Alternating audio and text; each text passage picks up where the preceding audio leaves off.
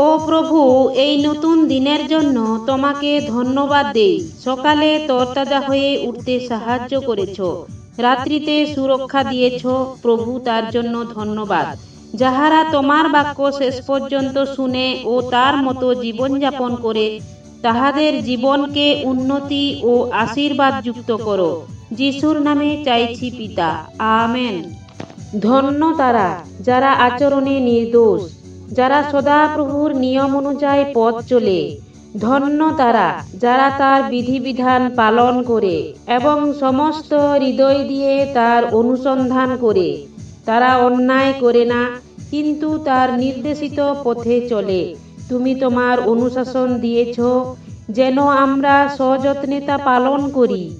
আমার আচরণ যেন সুসংগত হয়, যেন তোমার নির্দেশমালা পালন করতে পারি। যখন আমি তোমার সকল আদেশ বিবেচনা করব, তখন আমাকে লজ্জিত হতে হবে না। যখন আমি তোমার ন্যায়সঙ্গত শাসনবিধি শিক্ষা লাভ করব, আমি সরল চিত্তে তোমার প্রশংসা করব। আমি তোমার আদেশ পালন করব। আমাকে তুমি পরিত্যাগ করো না। যুবক কেমন করে জীবনে চলার পথ বিশুদ্ধ রাখবে? তোমার বাক্য অনুযায়ী জীবনযাপন করে। আমার সমস্ত হৃদয় দিয়ে তোমাকে অন্বেষণ করি। আমাকে তোমার আদেশ লঙ্ঘন করে ভ্রান্ত পথে যেতে দিও না। আমি তোমার বাক্য আমার হৃদয়ে লুকিয়ে রেখেছি, যেন আমি তোমার বিরুদ্ধে পাপ না করি। হে সদাপ্রভু, তোমার ধন্যবাদ হোক। তোমার নির্দেশাবলী আমাকে শিক্ষা দাও। তোমার মুখে সমস্ত শাসন আমি ঠোঁট দিয়ে উচ্চারণ করব।